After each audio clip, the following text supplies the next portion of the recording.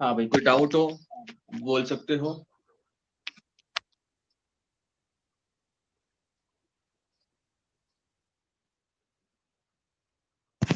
Sir आपने question दिया था ड्रॉ इमेज विदाउट रेज, तो वो रेज के बिना तो इम्पॉसिबल बनेगा कैसे?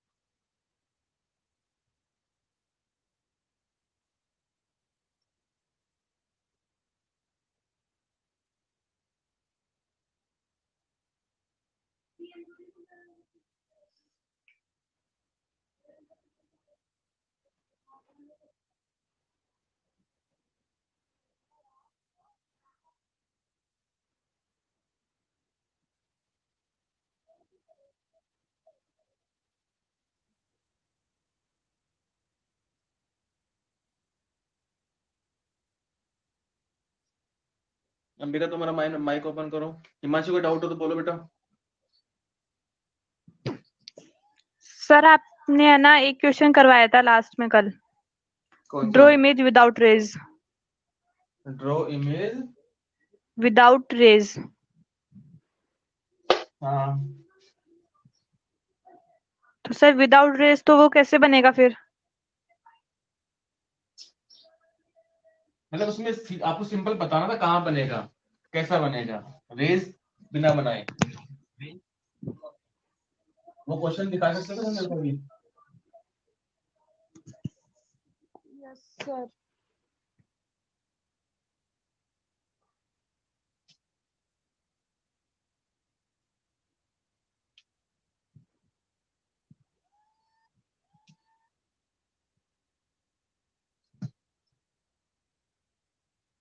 क्वेश्चन दिखा सकते हो क्या?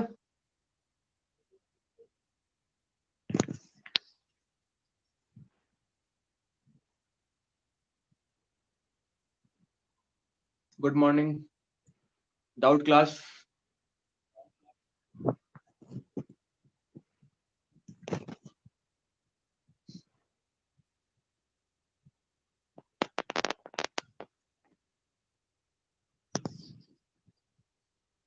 अंबिका माइक ऑन नहीं हो रहा तो क्या कर सकते हैं, सबका ऑन हो रहा है। तुम्हारा ही मैंने डाल तो दिया ऑन में, लेकिन ऑन हो नहीं रहा। अंबिका तुम लैपटॉप से हो क्या? अंबिका लैपटॉप से हो गया तुम?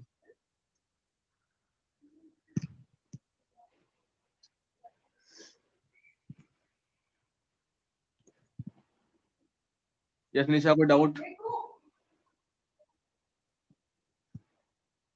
बेटा लैपटॉप से हो डेस्कटॉप पे हो तो कैसे होगा?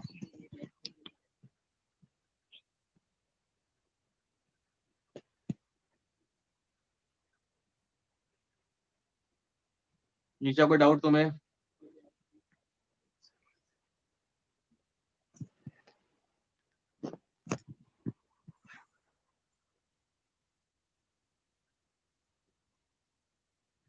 अच्छा तुम भी माइक ऑन कर सकते हो।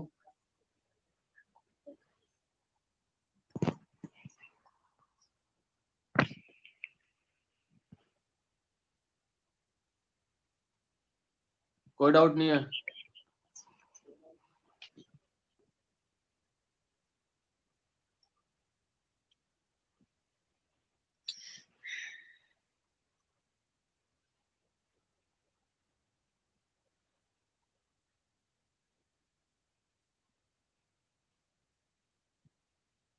चलो एक क्वेश्चन करके बताओ मेरे को। कॉनकेव मिरर है, ठीक है, उसकी फोकल लेंथ 20 सेंटीमीटर है और ऑब्जेक्ट डिस्टेंस 100 सेंटीमीटर है, और ऑब्जेक्ट की जो वेलोसिटी है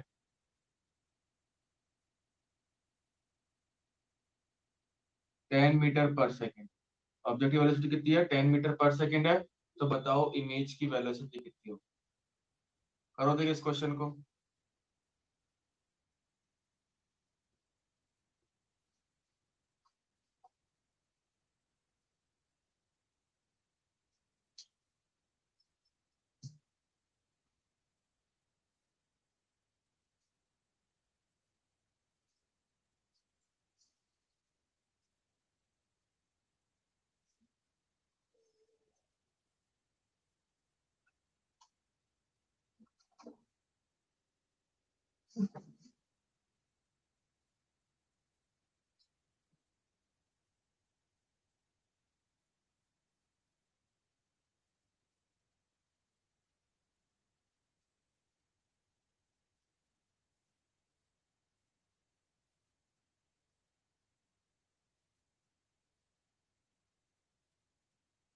करो इस क्वेश्चन को सॉल्व।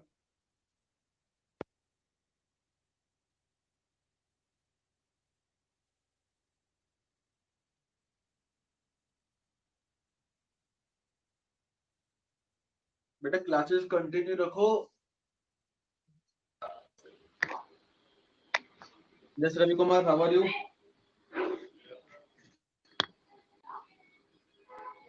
कैसे चल रही पढ़ाई रवि?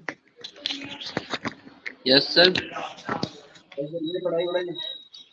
सर सही चल रही है। बढ़िया। Yes sir. लास्ट क्लास में क्या करवाया था मैंने? सर वो क्वेश्चंस करवाए थे।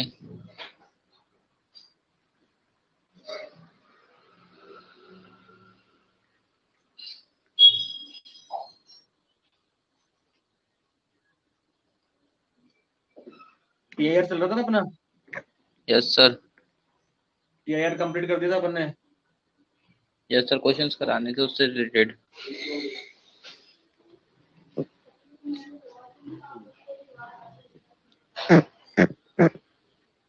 हिमांशु तुम लास्ट क्लास में आए थे क्या?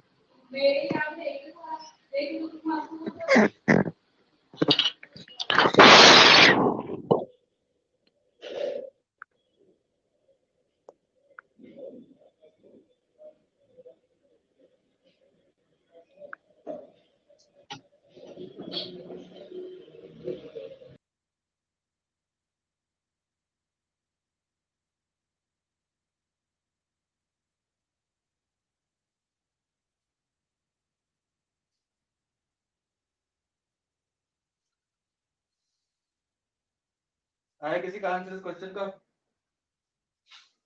करो देखिए फटाफट इस क्वेश्चन को।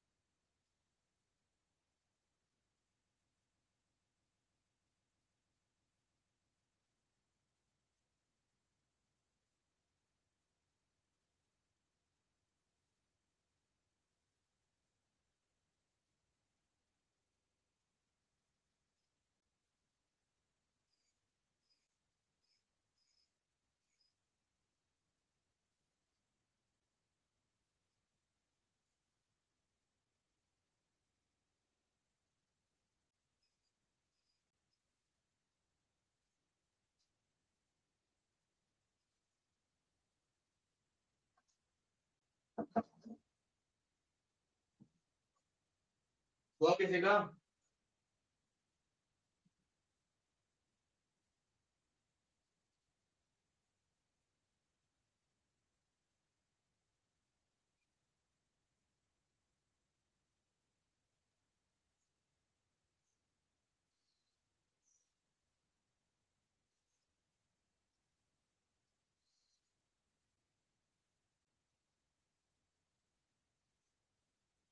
अभिषेक अपना माइक ऑन करना।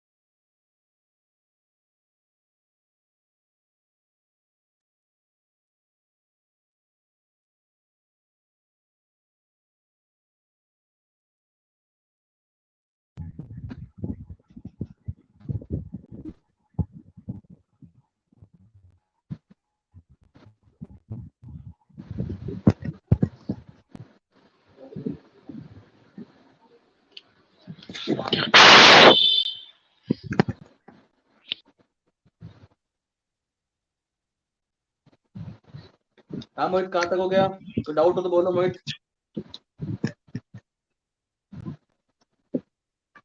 मोहित, यस सर। कोई डाउट? No sir. अरे तुम डाउट आते नहीं है तो तुम पढ़ते ही नहीं हो, या मैं आजकल बहुत अच्छा पढ़ाने लग गया हूँ? मेरे को खुद पे शक होने लग गया मेरे को आजकल।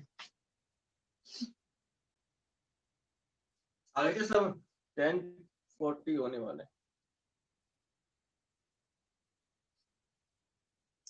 किसी को डाउट हो तो बोलो भाई।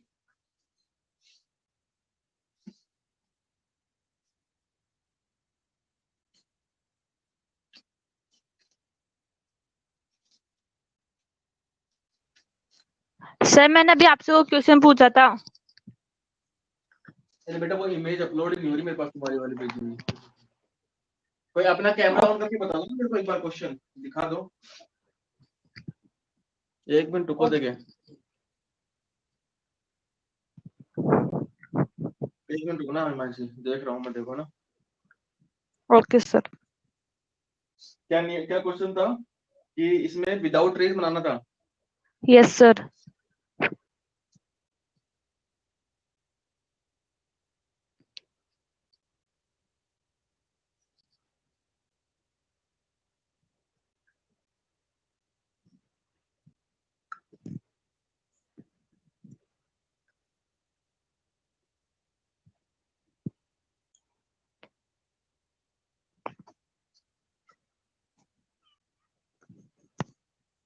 आज मैथ की क्लास क्यों नहीं है तुम्हारी? सर मैथ्स वाले सर बीमार है।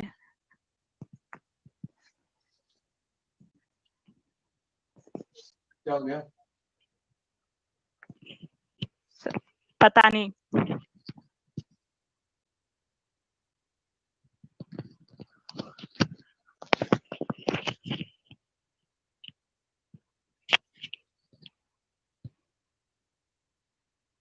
तुम कैमरा ऑन करके बता दो, इसमें डाउनलोड होने में बहुत टाइम लेता है। ओके मैं तुम कैमरा ऑन करके बता दो मेरे को। Okay sir. पहले कैमरे पे उंगली रख लेना, दोनों आगे पीछे वाले पे कौन सा कैमरा चल रहा है, फिर वो देखना, फिर डायरेक्ट कॉपी कर देना वो।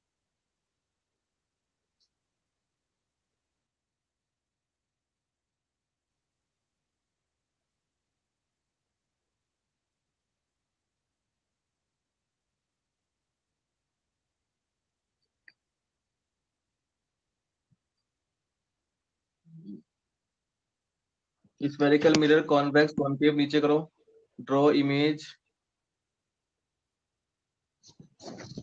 Without waves. हाँ, इस क्वेश्चन में देखो ऑब्जेक्ट कहाँ से कहाँ रखा हुआ है, इसमें ऑब्जेक्ट कहाँ से कहाँ रखा हुआ है, सेंटर सर से पहले ऑब्जेक्ट रखा आप हुआ है। सी से पहले रखा है आपने, सेंटर ऑफ कर्वेचर से पहले। हाँ, तो इमेज क्या बनेगी सी और एफ के बीच। बंद कर दो अपना वीडियो, ऑडियो वीडियो बंद कर दो, वीडियो बंद कर दो।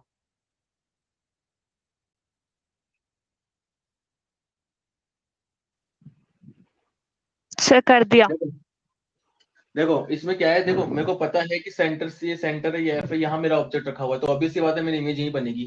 और कैसी बनेगी, छोटी बनेगी, विदाउट रेज मैंने बना। ये था क्वेश्चन। तो सर रेस के बिना कैसे पता चलेगा कि यहीं पे बनेगी? सी से कोई डिस्टेंस नहीं देगी तुम आपको, तो सी से पहले यहाँ पे ऑब्जेक्ट होता है, तो इमेज इन दोनों के बीच में बनेगी। Yes sir. इमेज बनेगी इन दोनों के बीच में, इन्वर्टेड बनेगी, बिल्कुल बनेगी, और इसकी हाइट से छोटी हाइट की बनेगी। रियल, ठीक है, इन्वर्टेड और स्मॉल साइज। हाँ डिमिनिश्ड। Okay sir. सर आ गया समझ में अब। ठीक है,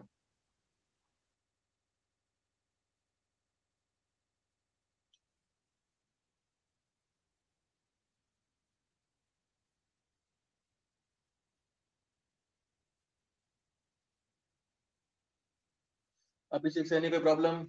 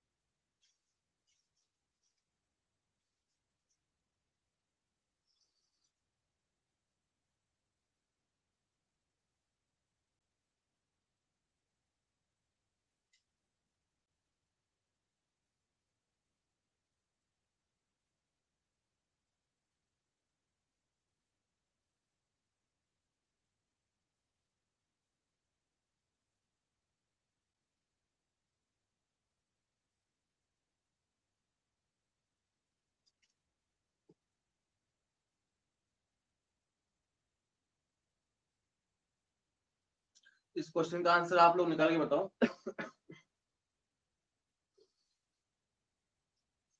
मैं तो क्वेश्चन बनाया है।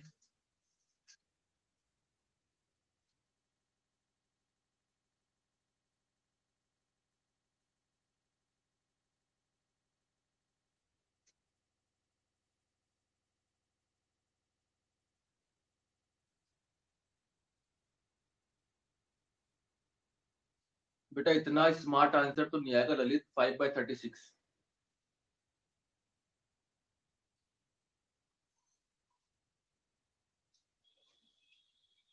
चलो भाई TIR अब स्टार्ट करते हैं अपन तो आगे। TIR में किसी को डाउट, TIR क्यों होता है, कैसा होता है? ठीक है, अब मैं जिससे पूछा है वो TIR बताएगा मेरे को, जिससे मैं पूछूंगा केवल वही। लीना तुम बताओ आज TIR। हाँ अपना माइक ऑन करो अब, लीना।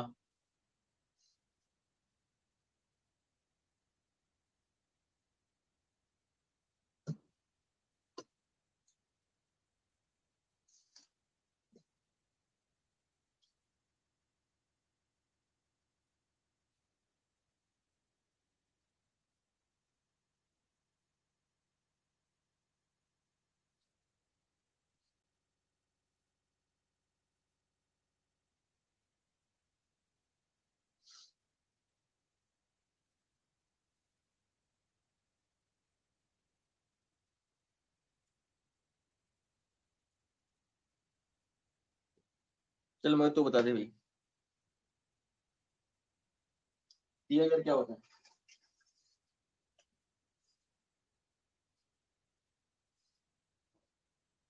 वही TIR।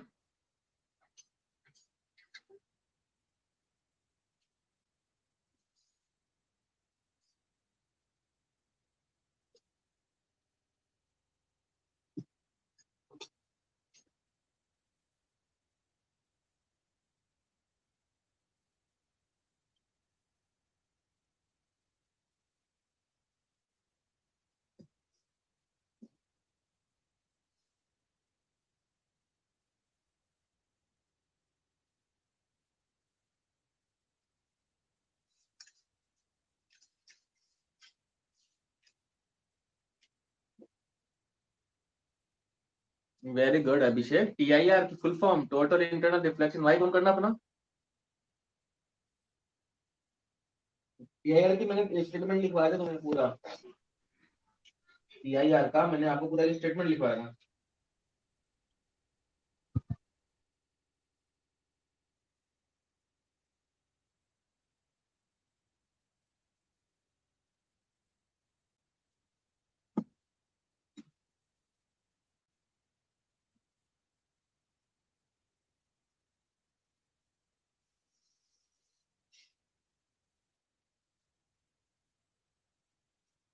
पढ़ लो बेटा, पढ़ लो, फायदे में रहोगे, नहीं दुख पाओगे इस बार तुम। सही बता रहा हूं मैं, बहुत दुख पाओगे तुम। बोर्ड के हिसाब से पढ़ लो, फायदे में रहोगे।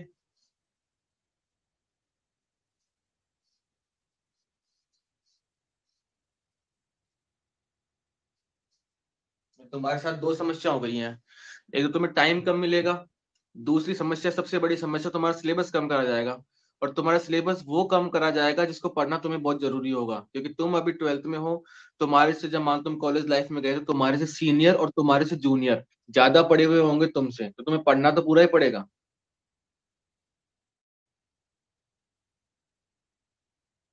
तो थोड़ा सा पढ़ लो।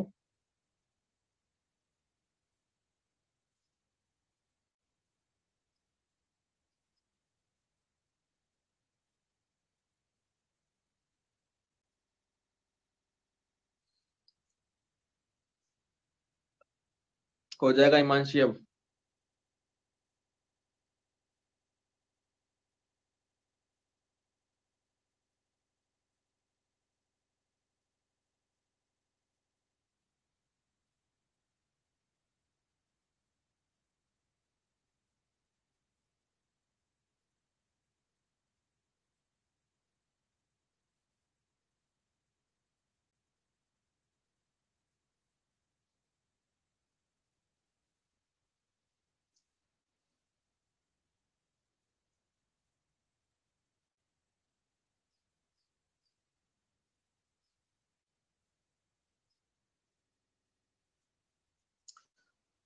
चलो अब आगे देखते हैं।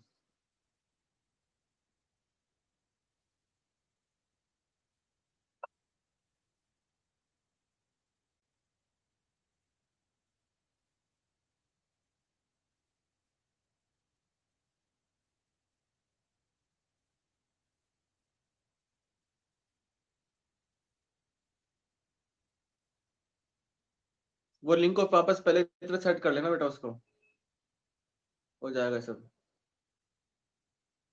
अभिषेक तुम्हारा माइक ऑन करना, अभिषेक से नहीं। फटाफट करो फिर अब आगे बढ़ेंगे अपन। अभिषेक मैंने क्या क्या करवा दिया TIR में, फटाफट से बता दे मेरे को।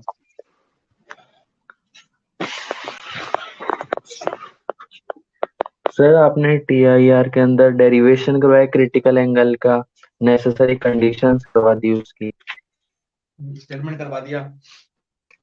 और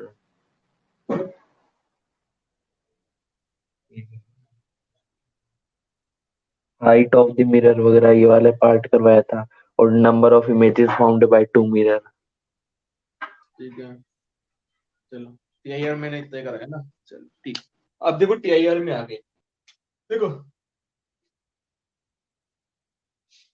अगर मेरी कोई भी रे, ध्यान की बात सुन लेना, ये रे आ रही है और ये कर रही है रिफ्रैक्शन, ठीक है, ठीक है, ये रे कर रही है रिफ्रैक्शन, ठीक है भाई। अब इस रे की एक तो होती है new is frequency, lambda is wavelength और सी इज स्पीड। ठीक है, ये तीन आइटम है इसके। अब ये रे चली गई सीधी, ये ऐसे चली गई। ठीक है, तो इस रे की फ्रीक्वेंसी न्यू, लैम्डा और सी। ठीक है, मान लिया ये 1 1 1 है, मान लिया ये 2 2 और 2। तो इन सब में क्या रिलेशन होगा?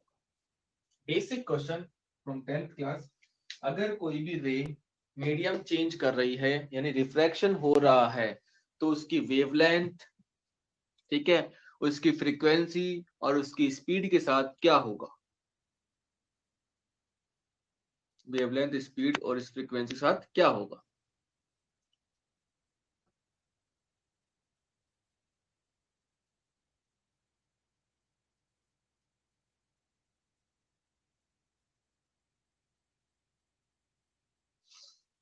देखो, अगर कोई भी रे रिफ्रैक्शन कर रही है, मीडियम चेंज कर रही है, कोई भी रे रिफ्रैक्शन कर रही है, मीडियम चेंज कर रही है, तो तुम्हें इस चीज का ध्यान रखना है कि उसकी फ्रीक्वेंसी हमेशा क्या रहेगी? कांस्टेंट रहेगी। उसकी फ्रीक्वेंसी हमेशा क्या रहेगी? कांस्टेंट रहेगी। मतलब ν1 इज इक्वल टू ν2। फ्रीक्वेंसी हमेशा क्या रहती है? कांस्टेंट। ν1 is equal to ν2। तो ν1 इज इक्वल टू कितना हो जाएगा? Frequency nu is equal to c upon lambda होता है, ये होता है। तो C1 upon lambda 1, C2 upon lambda 2। तो C1 upon C2 is equal to lambda 1 upon lambda 2। ठीक है, अब यहां से क्या पता लग रहा है? सही लिखा है मैंने, C1 upon C2 is equal to lambda 1 upon lambda 2। ये मेरे को कंडीशन पता चल गई कि स्पीड का जो रेशियो होता है वो वेवलेंथ के रेशियो के बराबर होता है। यानी कि अगर मैं लाइट की वेवलेंथ चेंज करूंगा, लाइट की वेवलेंथ चेंज करूंगा, तो उसकी स्पीड भी क्या हो जाएगी? चेंज हो जाएगी। ठीक है, अब मान लो मेरे पास ये रे है, मान लो मेरे पास एक रिफ्लेक्शन हो रहा है। ठीक है, यहाँ पे आ रही है रेड कलर की लाइट। ठीक है, अगर मैं इस रेड कलर को रिप्लेस कर दूं तो वॉयलेट कलर से, ठीक है, तो ऑब्वियस सी बात है स्पीड चेंज होगी। और स्पीड चेंज अगर हो गई, स्पीड अगर चेंज हो गई, तो angle of incidence, angle of refraction भी क्या हो जाएगा? चेंज हो जाएगा। ठीक है, तो यहाँ से मोटी मोटी बात अपन को समझ में आती है कि अगर कोई भी रे मीडियम चेंज कर रही है, if any ray change its medium, then frequency remains constant, then the ratio of speed c1 upon c2 is equals to lambda 1 upon lambda 2. Got my point? Write down.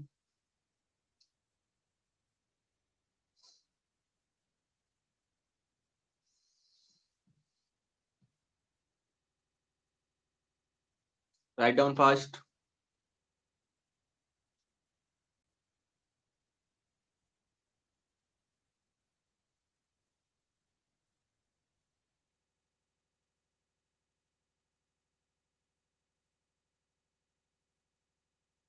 Good morning madam, अब याद आई है क्या आपको?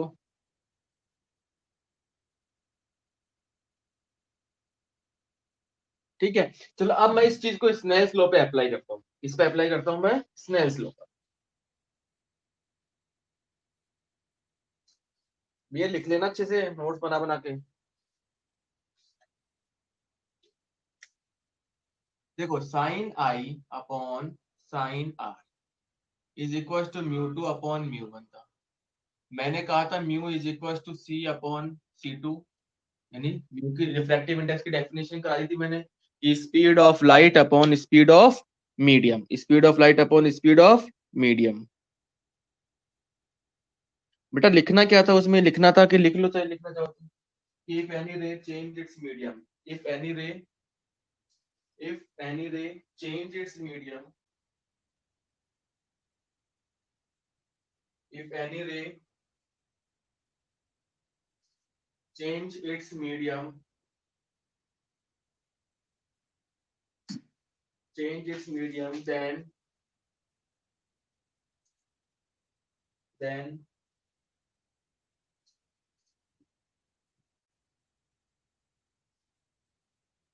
frequency of rays remains constant, and frequency of then frequency of rays remains constant.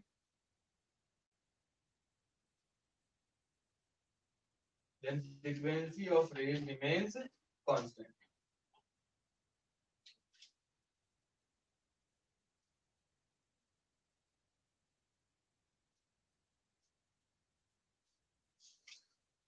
And the ratio of speed c1 upon c2 is equal to lambda 1 upon lambda 2.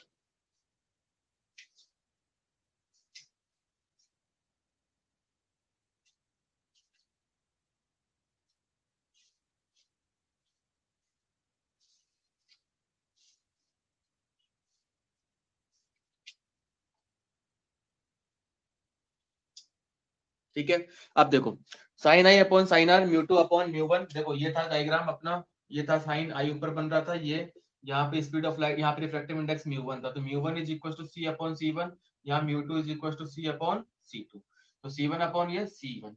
ठीक है, तो सी से चला गया, तो c one upon c to. क्या सी one upon c to को मैं lambda one upon lambda to लिख सकता हूँ? लिख सकता हूँ, नहीं लिख सकता हूँ? ठीक है, तो वेवलेंथ अगर कभी तुम्हें दे दे कि इसमें वेवलेंथ इतनी है लाइट की, तो इसमें वेवलेंथ कितनी होगी, लैम्डा टू में वेवलेंथ तुम निकाल सकते हो। ठीक है, sine i upon sine i is equal to lambda one upon lambda two, mu two upon mu one, c one upon c two, lambda one upon lambda two भी तुम आप निकाल सकते हो। तो ये एक इंपॉर्टेंट फॉर्मूला हो गया, स्नेल्स लॉ का, ये 10th क्लास में नहीं होगा शायद। ठीक है, कि आपको लैम्डा वन और लैम्डा टू दे दे या सी दे दे, सी दे दे, तो आप इसकी फॉर्मूला साइन आई और साइन आर निकाल सकते हो। ठीक है, तो ये इसलिए अपन ने किया था कि मीडियम अगर चेंज होता है तो फ्रीक्वेंसी हमेशा क्या रहती है, कांस्टेंट रहती है। फ्रीक्वेंसी अगर कांस्टेंट रहेगी तो c1 upon c2 is equal to lambda one upon lambda two होता है। ठीक है, अब देखो यही चीज अगर मैं उसमें लगाऊं, sine i c is equal to one upon mu, one upon mu is equal to c upon c two, लिख सकता हूं मैं। ठीक है, मैंने तुम्हें इसका बेसिक फॉर्मूला क्या कराया था, mu one upon mu to कराया था शायद, याद करो। तो इसको सॉल्व करने पे क्या आएगा, सी टू अपॉन सी, ये करवाया था क्या? ये दो चीज समझ में आ गई क्या तुम्हें? नहीं है तो पूछो, और समझ में आ गई तो लिख लेना।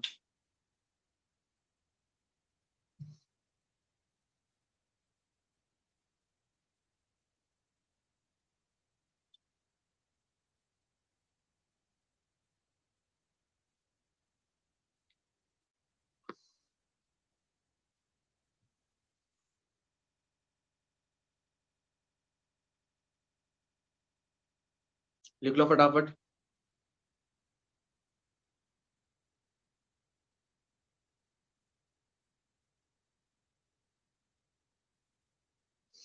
चलो लिख लिया हो, ठीक है। चलो अब अपन इसके क्वेश्चंस करते हैं।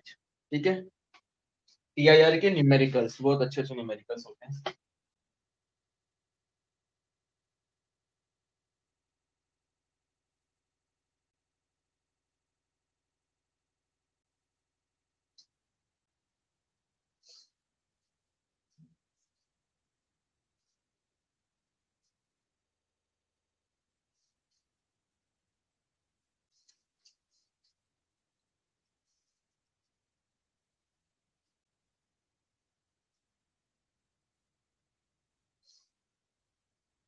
देखो velocity of light in a liquid, velocity of A light in a liquid, velocity of A light in a liquid, velocity of light in a liquid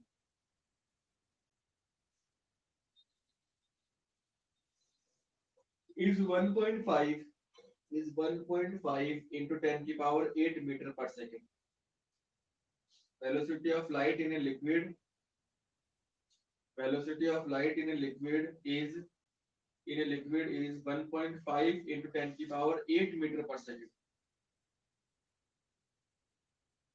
Is 1.5 into 10 की power 8 meter per second. And in air,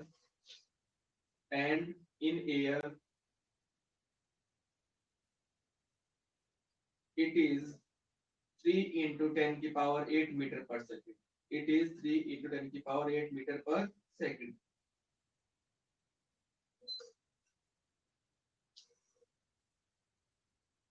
If a ray of light passes, if a ray of light passes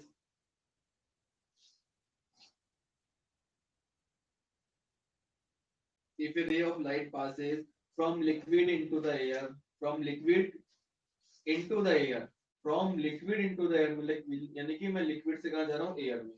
from liquid into the air, calculate the value of critical angle, calculate the value of critical angle.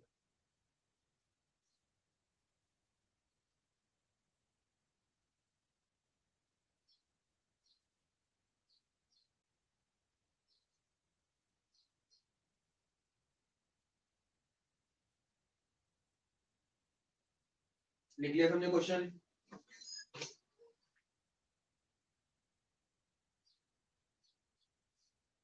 लिख लिया question सबने? चलो अब देखो question क्या कहना चाह रहा है। वो ये कह रहा है कि एक मीडियम लिक्विड है, अब मेरी जो रे है वो कहां से कहां जा रही है, पहले तो तुम ये बताओ मेरी रे कहां से कहां जा रही है, लिक्विड से एयर में जा रही है। मेरी रे कहां से कहां जा रही है, देखो ध्यान से समझना, मेरी रे लिक्विड से एयर में जा रही है। मेरे को ये पता है एयर में स्पीड इतनी है और इसकी स्पीड इतनी दे रखी है मेरे को, ठीक है, इसकी स्पीड मेरे को इतनी दे रखी है। तो ऑब्वियस सी बात है डेंसर मीडियम है, क्योंकि डेंसर मीडियम में स्पीड कम हो जाती है और रेयर मीडियम में स्पीड बढ़ती है। तो डेंसर से कहां जा रहा है, क्वेश्चन पढ़ के पता लगा कि मेरे को डेंसर से कहां जा रहा है, एयर में। और वेरी गुड, उसने क्वेश्चन में दे दिया कि कौन सा एंगल पूछा है उसने, क्रिटिकल एंगल। दो ऑप्शन हो गए तुम्हारे पास, दो तरीके से तुमने क्वेश्चन पता कर लिया। अब क्रिटिकल एंगल का फॉर्मूला क्या होता है, sine i c is equal to, basic formula था mu one upon mu two, मैंने कहा था तुम्हें ये याद रखना है। अब देखो म्यू टू से मैं कहा जा रहा हूँ म्यू वन, म्यू वन किसका हो गया यहाँ पर, एयर का, और म्यू टू किसका हो गया यहाँ पर, मीडियम मतलब लिक्विड का। रे यहां से और यहां जानी चाहिए, रे यहां से यहां जा रही है, ठीक है भाई। एयर में mu one c upon c one, c upon c two, सही है कि नहीं है, एयर का सी अपॉन सी वन, ठीक है। अब सी अपॉन सी वन भी वही है 3 × 10⁸, तो सी से सी चला गया, 1/c 1.5 × 10⁸, ठीक है। मैंने सॉल्व किया तो 1.5/3 आ गया, तो हो गया 1/2। Sine i c is equal to 1/2, तो i c is equal to 30 degree. तो मेरा क्रिटिकल एंगल कितना हो गया, 30 डिग्री, ठीक है। समझ में आ गया क्वेश्चन, उतारो छाप लो फटाफट।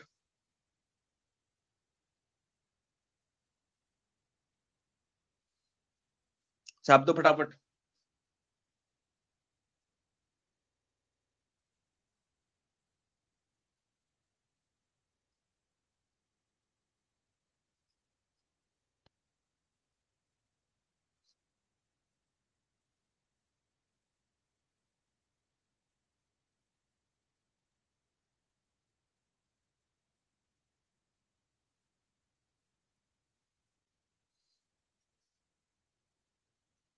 बेटा रिफ्रेश कर लिया करो अगर क्लियर नहीं आ रही है तो।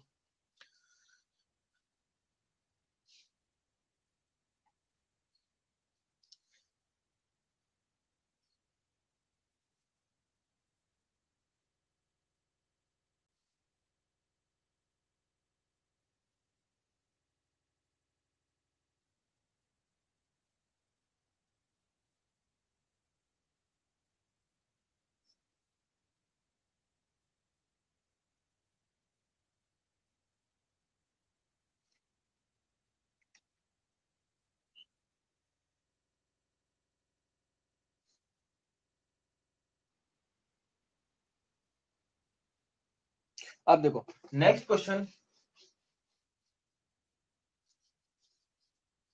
देखो थियोरेटिकल क्वेश्चन, या मैं तुमसे वैसे ही पूछ लेता हूँ। मेरे पास सपोज ये प्रिज्म, ये ए, ये बी और ये सी, ठीक है। एक रे ऐसे आ रही है नॉर्मल, ठीक है। तो ये रे जैसे आ रही है, इसमें आई 0 है, तो ऑब्वियस सी बात है रे स्ट्रेट जाएगी सीधी, ठीक है।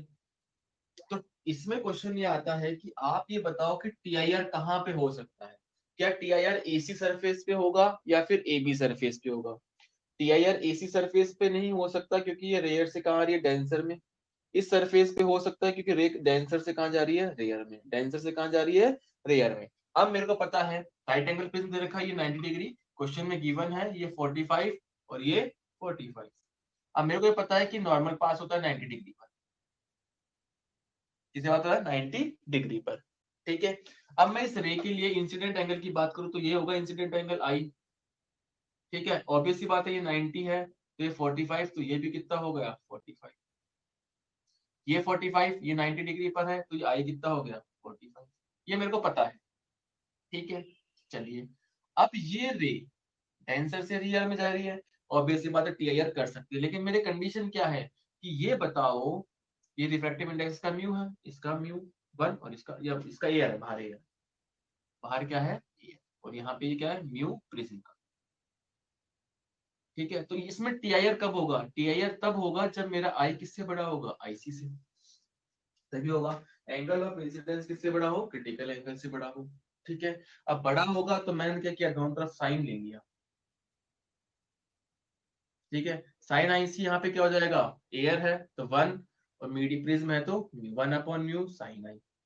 ठीक है, अब यहाँ पे आई कितना है 45। ठीक है, तो mu is greater than 1/sin 45। Sine 45 कितना होता है 1/√2, तो कितना हो गया √2। यानी कि ये टीआईआर तब होगा जब प्रिज्म के रेस्पेक्ट में रिफ्रैक्टिव प्रिज्म का जो रिफ्रैक्टिव इंडेक्स है वो किससे बड़ा हो, √2 से बड़ा हो। नॉर्मली आ रही है ये तो उसी एंगल पे आएगी, लेकिन इसका अगर मैं रिफ्रैक्टिव इंडेक्स √2 से बड़ा रखूंगा तो टीआईआर होगा, और छोटा रखूंगा तो टीआईआर नहीं होगा। √2 कितना होता है भाई, लगभग 1.414, कितना होता है म्यू इज इक्वल टू 1.414। तो ये कॉन्सेप्ट, एक क्वेश्चन कॉन्सेप्ट कम क्वेश्चन ज्यादा है। ठीक है, तो अगर कोई भी रे आ रही है तो आप इस तरीके से कर सकते हो कि आई इज ग्रेटर देन आईसी है, तो उस मीडियम का रिफ्लेक्टिव इंडेक्स कितना होना चाहिए कि वो टीआईआर कर जाए, वो टीआईआर कर जाए। ये कॉन्सेप्ट समझ में आई, ये चीज समझ में आई सभी को, ये वाली सारी चीज समझ में आई, ये सारी समझ, साइन आईसी ये गोला मारा मैंने नीचे।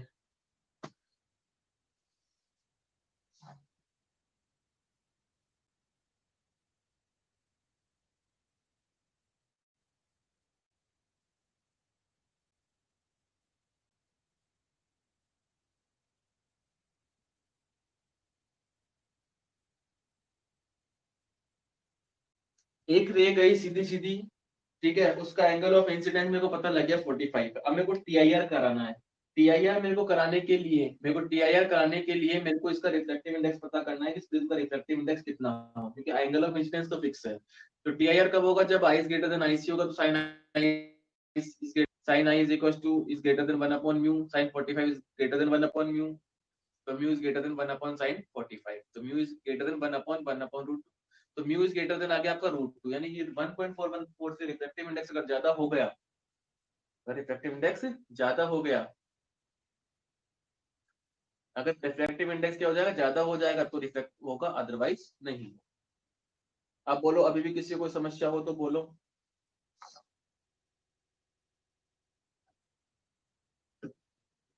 अभी भी किसी को समस्या हो तो बोलो, सिमरन एंड हिमांशी।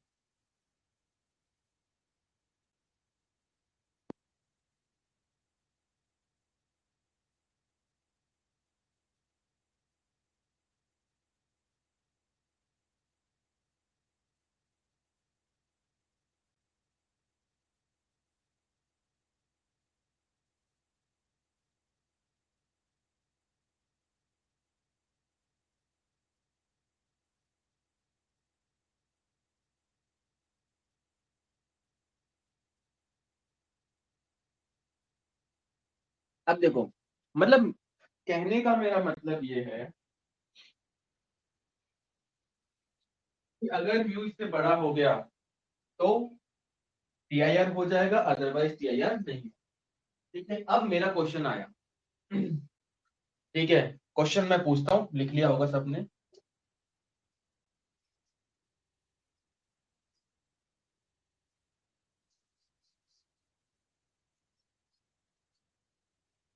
यहां पर मेरी 3 रे आ रही, ये रेड, ये ग्रीन और ये ब्लू।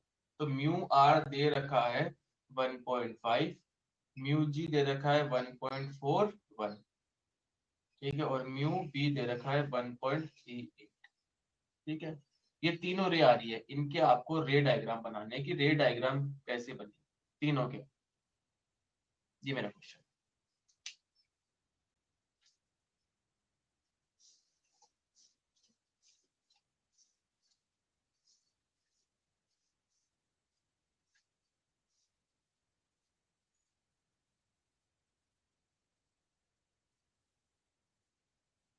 ठीक है, यही डायग्राम है। अब देखो, अगर मैं इसको सॉल्व करता हूं तो पहले मैं सबसे पहले TIR की कंडीशन निकालूंगा, वही I45 होगा। तो मेरा जो इसमें TIR होगा वो कब होगा, जब म्यू इज ग्रेटर देन √2, तभी TIR होगा, अदरवाइज नहीं होगा। म्यू इज ग्रेटर देन √2 मतलब म्यू इज इक्वल टू √2 ले लिया मैंने, ठीक है। मान लो ये 1.4 है, ठीक है। अब देखो, ये बड़ा है,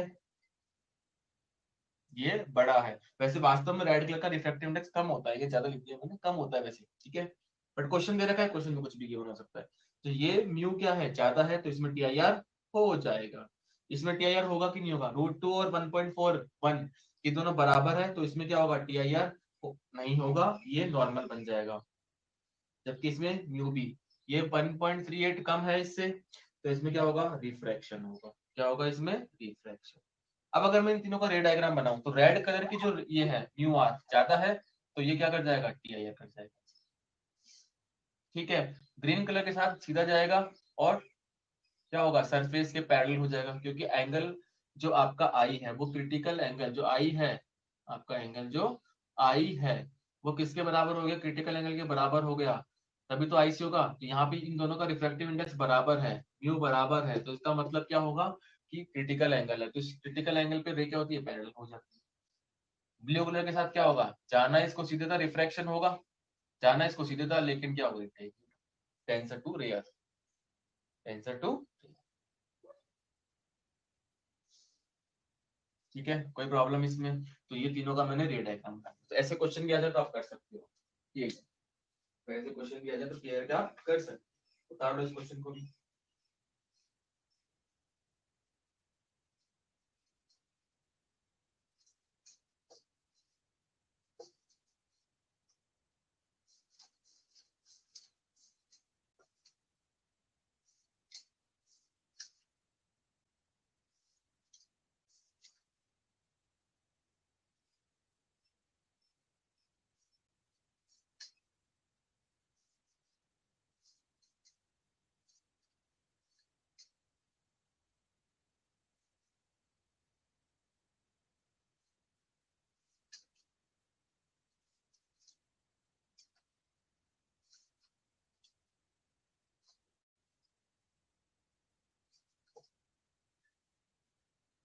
हो गया क्या,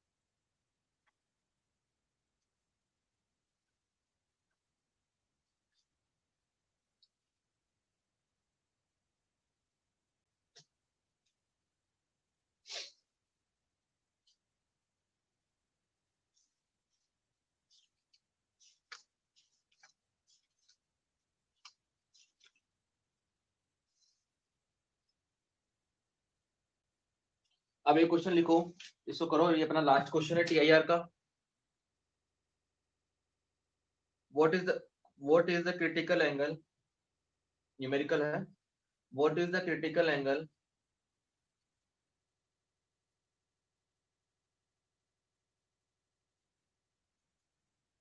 for light going for light going for light going from a medium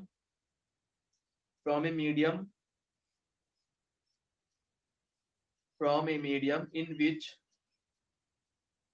a medium in which wavelength is 4000 angstrom, in which wavelength is 4000 angstrom.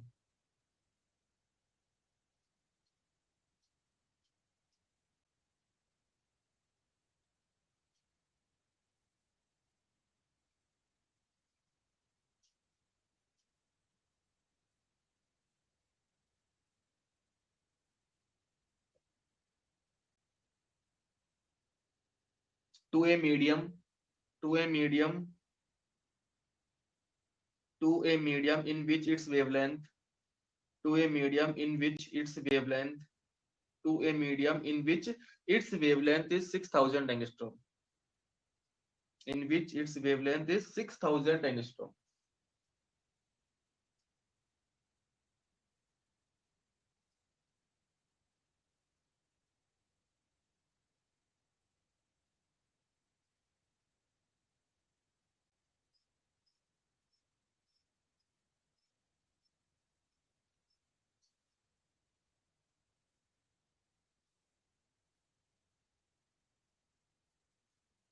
करो इसका आंसर निकालो। 4000 से कहा जा रही है to a medium in which its wavelength, from going a medium in which wavelength is.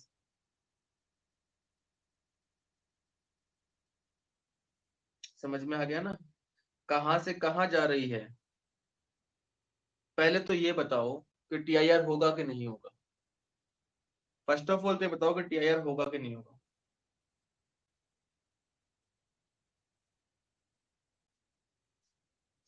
मतलब वो 4000 से कौन सी मीडियम में जा रही है, सपोज ये 4000 एंगस्ट्रॉम है, ठीक है, तो 6000 एंगस्ट्रॉम है, यहां से यहां जा रही है वो रे, तो टीआईआर होगा कि नहीं होगा, पता कैसे लगेगा।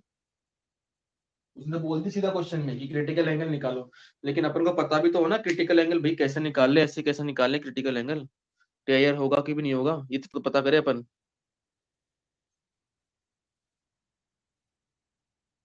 देखो अब पता कैसे करोगे,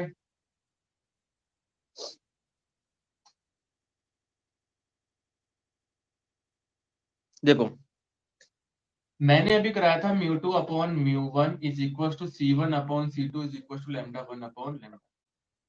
अगर मैं यहां से देखूं, अगर μ2 बड़ा है μ1 से, तो λ1 बड़ा होगा λ2 से, सही है ना। मैंने कहा कि इसका रिफ्रैक्टिव इंडेक्स ये μ1 है, ये μ2 है, ये λ1 है, ये λ2 है, तो मेरे को पता लग गया कि λ2 बड़ा है किससे, λ1 से। ये मेरे को क्वेश्चन देख के पता लगा। अब λ2 बड़ा है तो μ1 बड़ा होगा किससे, μ2 से। किससे बड़ा होगा, μ2 से। तो μ1 बड़ा है मतलब इसका रिफ्रैक्टिव इंडेक्स बड़ा है, इसका रिफ्रैक्टिव इंडेक्स कम है, इसलिए यहाँ पर टीआईआर होगा। ठीक है, इस कॉन्सेप्ट से मैं पता करूंगा कि टीआईआर होगा कि नहीं होगा। लैम्डा दे रखा है, बहुत अच्छी बात है, बट म्यू और लैम्डा हमेशा एक दूसरे के इनवर्सली हैं। लैम्डा कम से ज्यादा जा रहा है तो म्यू ज्यादा से कम। ठीक है, चलो अब सॉल्व कर लोगे ना। Sine i c is equal to, मैंने कहा था mu one upon mu two basic formula है। Mu one upon mu two है तो इसको lambda two upon lambda one कह सकते हैं, lambda two upon lambda one कह सकते हैं। लैम्डा टू इज व्हाट, जहां से अपन जा रहे हैं 600 upon 400 is equal to 3/2 is equal to 3/2। ठीक है, तो आपको इसको आगे सॉल्व नहीं करना है। एक सेकंड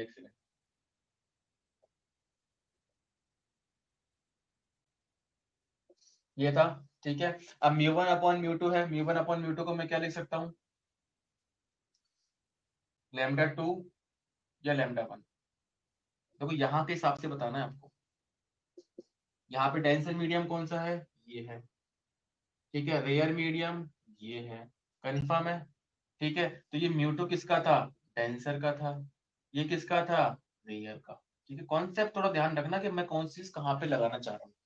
ठीक है, तो यहाँ पे डेंसर कौन है, ये। ठीक है, यहाँ पे डेंसर कौन है, ये। तो मैं यहाँ पे इस क्वेश्चन के अकॉर्डिंग मैं यहाँ पे क्या लिखूंगा, डेंसर में कौन है, तो यहाँ पे लिखूंगा मैं μ1 और यहाँ पे मैं लिखूंगा μ2 अकॉर्डिंग टू क्वेश्चन, ध्यान रखना अकॉर्डिंग टू क्वेश्चन। और μ2 अपॉन μ1 इज इक्वल टू, मेरे को पता है कि λ1 अपॉन λ2 होता है, तो 2 upon sorry 4000 upon 6000 2 upon 3 answer. ठीक है, तो इस तरीके से मैंने क्वेश्चन को सॉल्व किया है। ध्यान रखना ये साइन जो यहाँ पर है, नीचे वाला डेंसर होता है, ऊपर वाला रियल, लेकिन यहाँ पे मेरे को पता लग गया कि μ1 मैंने डेंसर ले रखा है, तो मेरे को यहाँ पे μ1 रखना पड़ेगा। ठीक है, तो इस तरीके से आप क्वेश्चन को सॉल्व करो।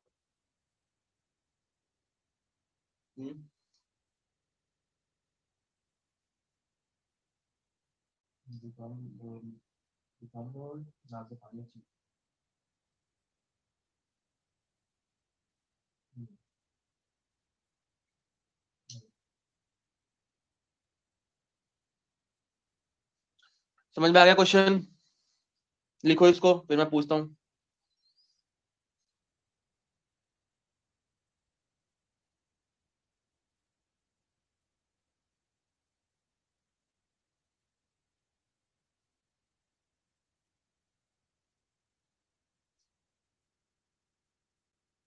आज तो फिजिक्स की क्लास 1 घंटे की हो गई।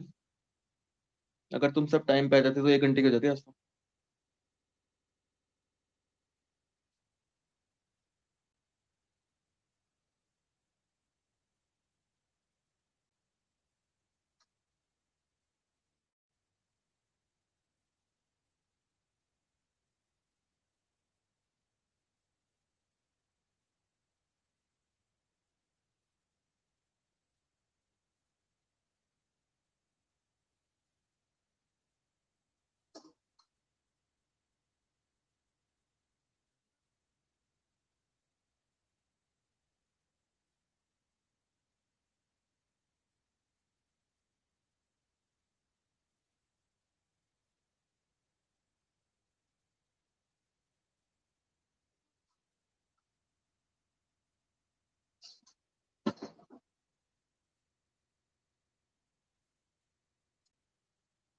ठीक है मेरे देश के जवानों, समझ में आ गया आज?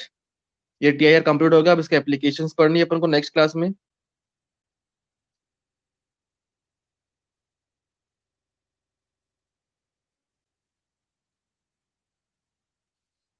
ठीक है, चलो बाय टाटा। आज की क्लास की रिकॉर्डिंग थोड़ी चाहिए, किसी को चाहिए हो तो बता देना मेरे को।